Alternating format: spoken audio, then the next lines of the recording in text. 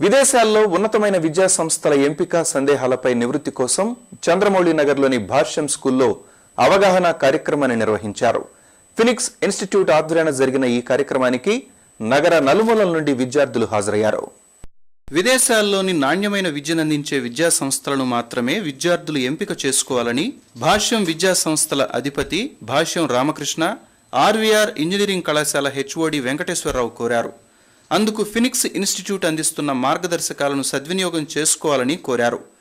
ఆదివారం చంద్రమౌళి నగర్లోని భాష్యం విద్యా సంస్థల్లో విదేశీ విద్యాలయాల ఎంపికపై ఫినిక్స్ ఇన్స్టిట్యూట్ ఆధ్వర్యాన దిశానిర్దేశన కార్యక్రమం జరిగింది.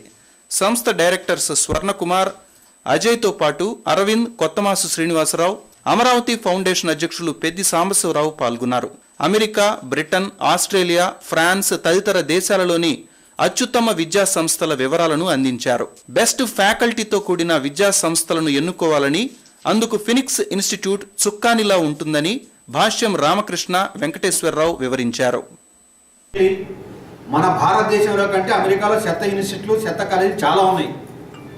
ఆ రకం భారతదేశమే బెటర్. ఇంకా అమెరికాలో పరమ చెత్త కాలేజీలు చాలా ఉన్నాయి. మీరు ఎవరన్నా ప్రాపర్ పర్సన్ కానీ వాళ్ళ దగ్గరికి వెళ్ళి కన్సల్టెన్సీకి వెళ్తే వాడు ఏదో కాలేజీ కాగితం తీసుకొచ్చి మీకు ఇస్తారు. ఎటువంటి ఇక్కడ రెండు ప్రాబ్లమ్స్ వస్తాయి మీకు. ప్రాపర్ పర్సన్ మీరు ఐడెంటిఫై చేసుకోకపోతే, మంచి ఇన్స్టిట్యూట్లో సీట్ రాకపోతే ముందు వీసా దగ్గరే చాలా సందర్భాల్లో బ్రేక్ పడుతుంది. మనం అనుకుంటాం మామూలు ఎందుకో వెళ్ళదు, వాడు ఎందుకు చెబుతాడు.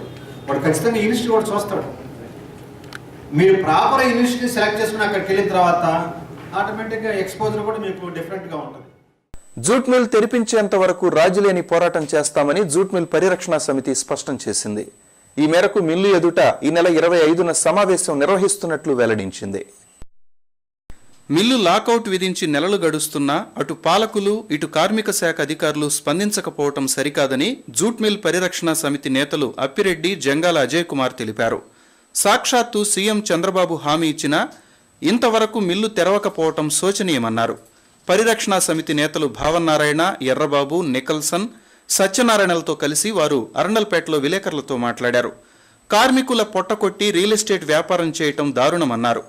మిల్లు విడిపించేందుకు ఓవైపు న్యాయ పోరాటం, మరోవైపు ప్రత్యక్ష పోరాటం చేస్తామని అప్పిరెడ్డి, జంగాల తెలిపారు.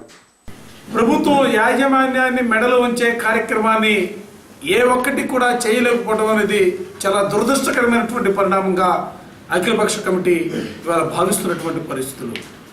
25వ తేదీ జరిగేటటువంటి కార్మికుల జనరల్ బాడీ సమావేశంలో ప్రత్యక్ష కార్యాచరణకు సంబంధించి రూపకల్పన చేయబడుద్ది. ఇప్పటి వరకు ఈ ప్రభుత్వం మాటలు కోటలు దాటిని, చేతలు మాత్రం గడప దాటనటువంటి పద్ధతుల్లో ప్రభుత్వ వైఖరి కొనసాగింది. యాజమాన్యం దుర్మార్గపూరితంగా కార్మికులందరినీ రోడ్ల మీద వదిలేసి మొత్తం మిల్లు స్థలాన్ని అమ్ముకునేటటువంటి ప్రయత్నంలో ఇంకా సీరియస్గా వాళ్ళ ప్రయత్నాలు వాళ్ళు చేస్తూ ఉన్నారు. మొత్తం లేబర్ డిపార్ట్మెంటు యజమానుల కోసం ఉన్నట్టుంది తప్ప కార్మికుల కోసం ఉన్నట్టుగా లేని పరిస్థితి కనపడతా ఉంది. ఈ జూట్ మిల్లు రాజధాని అయినటువంటి ఈ ప్రాంతంలో ఈ ప్రాంత ప్రజలందరికీ సంబంధించినటువంటి ఒక ఛాలెంజ్గా ఇవాళ ఈ ఇష్యూ నిలబడింది. ఎన్సీసీ ఆవిర్భావ దినోత్సవాన్ని ఘనంగా నిర్వహించారు. విద్యార్థుల్లో నాయకత్వ లక్షణాలు, సేవాతత్వం పెంపొందించేందుకు ఎన్సీసీ ఎంతగానో తోడ్పడుతుందని group commander colonel Harikrishna Naidu అన్నారు. ఏటా నవంబర్ 3వ ఆదివారాన్ని ఎన్సీసీ ఆవిర్భావ దినోత్సవంగా ఘనంగా నిర్వహిస్తారు.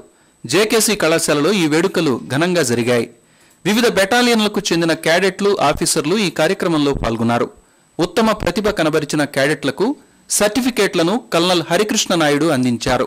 సత్ప్రవర్తన, నాయకత్వ లక్షణాలు ఎన్సీసీతో పెంపొందుతాయని చెప్పారు. NCC cadets are doing exceedingly well in all walks of life, and our most proud accomplishment today, the most notable NCC cadet is our Prime Minister of India, Shri Narendra Modi. You'll all be happy to note that he was also once an NCC cadet. ఈ సందర్భంగా నిర్వహించిన సాంస్కృతిక కార్యక్రమాలు అందరినీ అలరించాయి.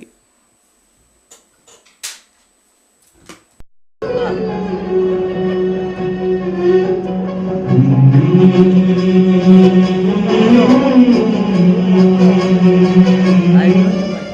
Railpet service health ఆర్గనైజేషన్లో diabetes పై ఉచిత వైద్య శిబిరాన్ని నిర్వహించారు. డయాబెటీస్ మహోత్సవాన్ని పురస్కరించుకొని ఉచిత వైద్య శిబిరం నిర్వహించారు. వయసు మీరిన వారు ఎప్పటికప్పుడు షుగర్ పరీక్షలు చేయించుకొని అప్రమత్తంగా ఉండాలని డాక్టర్ నాగు సతీష్, డాక్టర్ సేవా కుమార్ సూచించారు. డయాబెటీస్ ఉన్న సమస్యల్లో కార్బల్ టనల్ సిండ్రోమ్, మోకాళ్ళ నొప్పులు, నడుము నొప్పులు, సయాటికా ప్రాబ్లమ్స్ ఇట్లాంటివన్నీ కూడా మనం చూస్తూ ఉంటాం. ఎందుకంటే డయాబెటీస్ అనేది ఓన్లీ దానితోనే ఒక లక్షణంగా కాకుండా మల్టిపుల్ సిండ్రోమ్స్ అది బయటపడుతూ ఉంటుంది.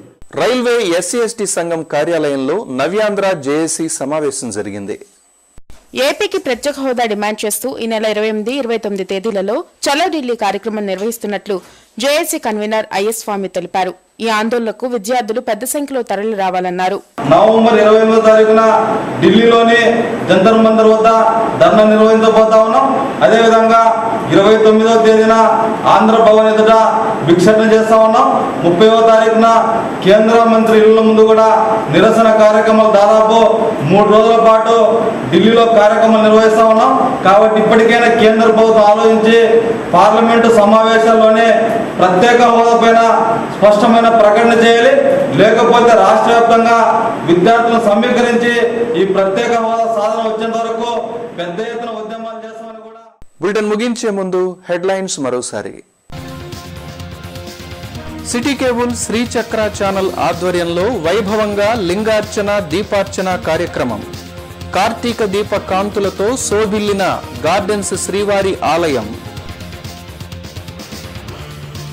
లింగార్చన దీపార్చనకు వేలాదిగా తరలివచ్చిన మహిళలు, ప్రత్యేక పూజలతో తరించిన భక్తులు, ప్రజలలో భక్తిభావం పెంచేందుకు లింగార్చన దీపార్చన దోహదపడుతుందన్న అతిథులు. గంగిరెడ్డి భార్య ఆరోపణల వెనుక వైసీపీ కుట్ర ఉందన్న టీడీపీ జిల్లా అధ్యక్షుడు జీవీ ఆంజనేయులు.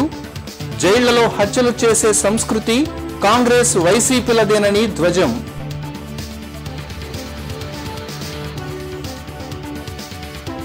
వ్యసనాలకు అలవాటు పడి దారి తప్పిన గ్రాడ్యుయేట్.